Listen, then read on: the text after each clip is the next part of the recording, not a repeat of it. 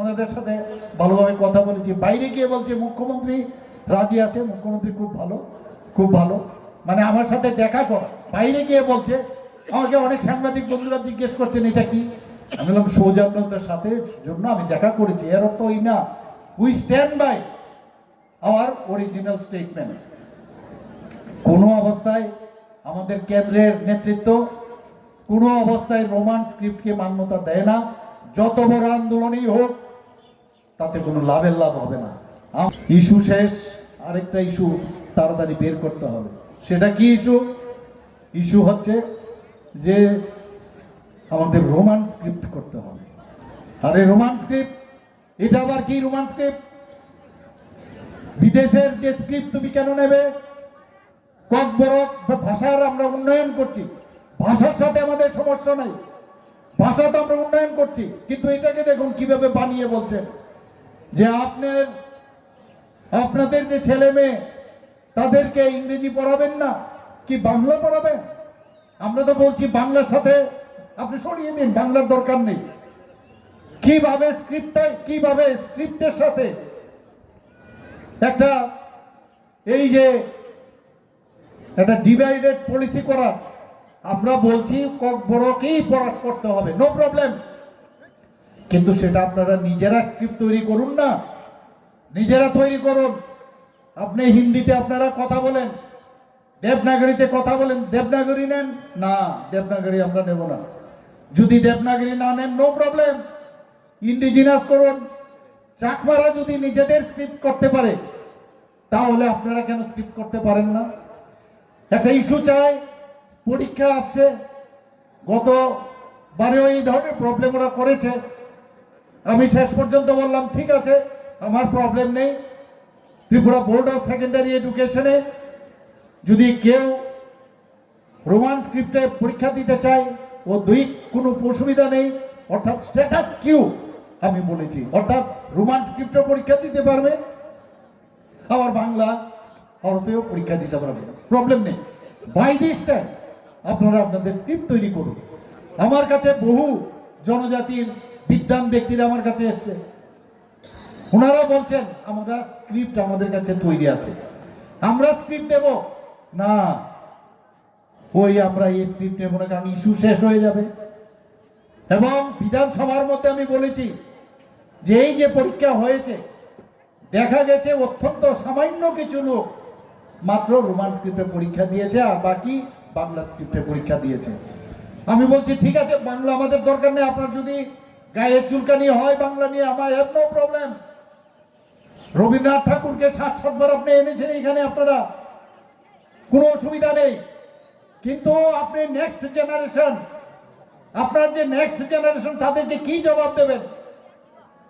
যে Roman script এটাকেও আবার নতুন ভাবে কি বলছেন যে ইংরেজরা যদি রোমান স্ক্রিপ্ট ব্যবহার করতে পারে আমাদের কি অসুবিধা? আরে ওরা যেটা করেছে আমরা কেন করব? আমরা একদিকে বলি আমাদের কৃষ্টি সংস্কৃতি আমাদের ঐতিহ্য আমরা রাখবো, আবার আরেক দিক দিয়ে যে ফ্যাক্টরি থেকে যেভাবে অর্ডার দেওয়া হয় সেইভাবে এই রোমান স্ক্রিপ্টের পেছনে আপনারা পড়ে আছেন।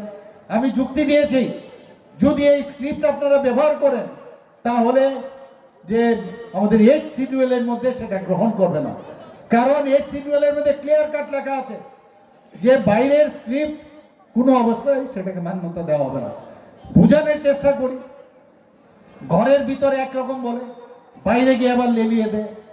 এই যে একটা রাজনীতি করছে ছোট ছোট কোমলমতি ছেলে মেয়েদের, আমি তাদের কাছে অনুরোধ করব, বুঝতে পারছে, এখনো বুঝতে পারছে, আমি জানি ওনারা এখন বুঝতে পারছেন যে নেক্সট জেনারেশন, আমি ওনাদেরকে, ওরা যখন আরেকবার এরকম স্ট্রাইক করেছিল, আমার সাথে দেখা করেছিল, আমি ওনাদেরকে বলেছি যে নেক্সট জেনারেশনকে তোমরা কি বলবে? এর মধ্যে 1-2 জন বলেছেন না sir, this is also one of the ways, আমরা তো এইভাবে চিন্তা করিনি। তা আমি বললাম তাহলে করো, তোমরা তোমাদের এডুকেটেড পার্সন আছে, আমার কাছে প্রায়শ আছে না। ওই যে বললাম ফ্যাক্টরি, আবার ফ্যাক্টরি বললে আবার জিজ্ঞেস করে ফ্যাক্টরির নামটা বলার জন্য, অদ্ভুত বসে থাকে। আজকেও ভাষণের পর আমি নিশ্চিত আবার জিজ্ঞেস করবে উনি যে এটা বললেন উনি এটা পরিষ্কার করে বলুক না। এই যে অবস্থা চলছে এইভাবে কতদিন চলবে? আমি আবার যদি বলি যে we are big brother, we are not big brother, আমাদের ব্রাদার ব্রাদার কিছু নেই, অদ্ভুত কিছু বলাও যাবে না। মানে কোন জায়গায় কখন কি বলছেন, কখন কি বলবেন না বলবেন কেউ কিছু জানে না। এইভাবে একটা রাজ্য কোনো অবস্থায় চলতে পারে না। এটা আমরা দেখেছি 2021-এ যখন এডিসির ইলেকশন হয়, আবার যদি বলি 28টার মধ্যে 28টা আমরা পাবো, আর রাজনীতির মধ্যে এইভাবেই বলতে হবে 28টার মধ্যে 28টাই পাবো, পরিষ্কার। এবং 28টার মধ্যে 28টাই পেতে পারি আমরা। এখন বর্তমানে যে অবস্থা দাঁড়িয়েছে, ভারতীয় জনতা পার্টির যাকে বলবে তাকেই আজকে জনজাতিরা ভোট দেবে, এবং আমি নিশ্চিত যে 28টার মধ্যে 28টাই আমরা পাবো আগামী দিনে। এবং আমি জানি সেটাকে বলবে 28টার কথা কি করে বলেছেন, আরে আপনারাই তো বলেছেন কতদিন, একবার কি বলেছেন, আমরা ঠিক করেছি আমরা বেরিয়ে যাব। কখন কি বলেন আমরা বেরিয়ে যাব? আমাদের এমুক আগে আমাদের সাথে এমুক বলেছে, এখন সেটা বলছে না। কথা হয়েছে, সব ফাইনাল হয়েছে যে এই জিনিস আমরা পারবো, আর কোনটা কোনটা পারবো না সেটা আমরা দিল্লিতে পাঠিয়েছি। দিল্লি থেকে যখনই ডাক দেবে ঠিক এই মুহূর্তে আমাদের কার্যকর্তাদের মারে, আমাদের কার্যকর্তাদের বাড়ি ঘরের মধ্যে আক্রমণ করে, পার্টি অফিস পুড়িয়ে দেয়। এবং আছে কি বা কেন শেষ হয়ে যাবে এই পার্টি? ওরা নিজেদের মধ্যে ঝগড়া কাজে ওরা নিজেরাই ধ্বংস হবে। কারণ আমাদের কাছে ইতিহাস আছে কিভাবে 77, 78, 79-এ আমরা ঢুকেছি, ল্যাটারাল এন্ট্রিতে বসে আছে, কবে এসে ঢুকে যাবে। কংগ্রেসের সাথে তো হাত মিলেই ফেলেছে, এখন বসে আছে, নিজের হিম্মত নেই যে ভালো কাজ নিয়ে মানুষের কাছে যাবে। কবে আমরা নিজেরা ঝগড়া করে আমাদের পার্টি বা আমাদের সরকার চলে যাবে তবে ওনারা এসে বসবেন। এই হচ্ছে পার্টির দুর্দশা বর্তমানে।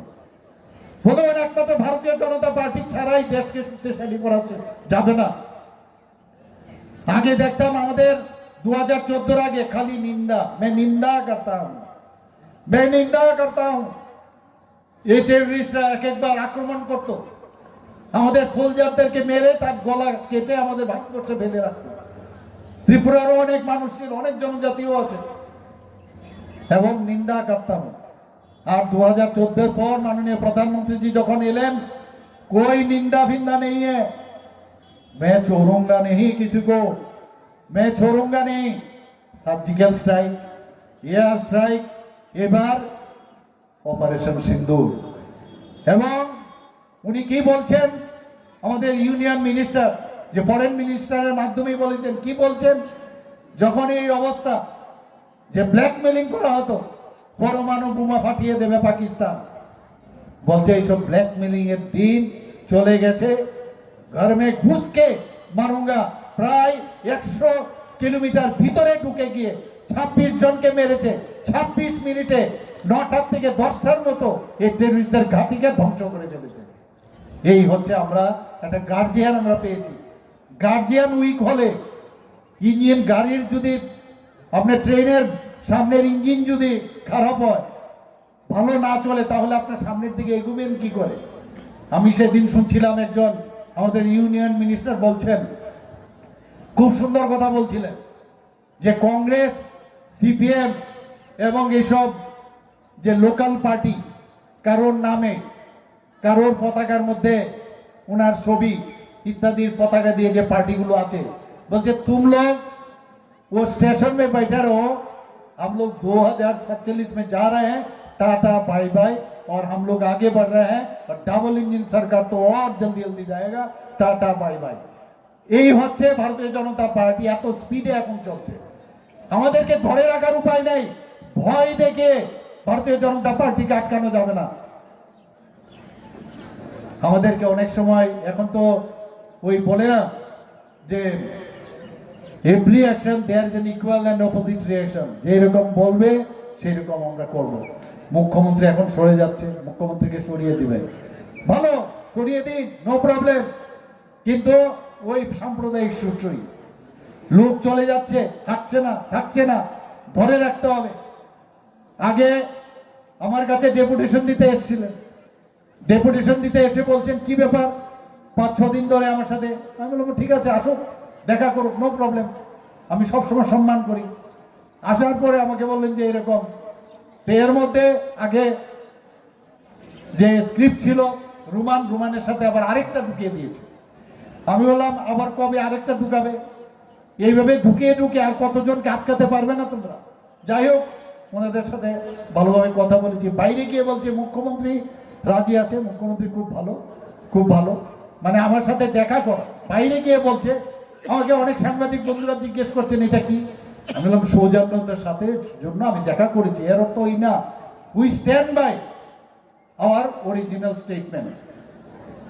কোনো অবস্থায় আমাদের কেন্দ্রের নেতৃত্ব কোনো অবস্থায় রোমান স্ক্রিপ্টকে মান্যতা দেয় না। যত বড় আন্দোলনই হোক তাতে কোনো লাভের লাভ হবে না। আমরা চাই ইন্ডিজিনাস দেবনাগরীবাদ, বাংলাবাদ, ভারতবর্ষের যে কোনো, যদি মনে করো যে কোনো স্ক্রিপ্ট রাজি না, তামিলনাড়ুর একবার বলেছিলেন যে রাজি আছে, এখন আবার পিছিয়ে হটে গেছে। আমি নো প্রবলেম, তাহলে ইন্ডিজিনাস নিজেদের করো, আগামী দিন next generation. Otherwise next generation কি হবে? খালি সেই রোমান স্ক্রিপ্ট নিয়ে, ইংরেজি নিয়ে কথা। ইংরেজি ল্যাঙ্গুয়েজ একটা আলাদা, ইংরেজি শিখা একটা, কিন্তু এটাকে দেখুন কিভাবে মানে বিকৃতি করে বলছে যে রোমান স্ক্রিপ্ট আর ইংলিশ ঢুকে কিভাবে মানুষকে বোকা বানানোর চেষ্টা করছে। এইভাবে বছরের পর বছর এই জনজাতি কোমলমতি আমার ভাই বোন, আমার ছেলে মেয়েদের, তাদেরকে বিভ্রান্ত করেছে।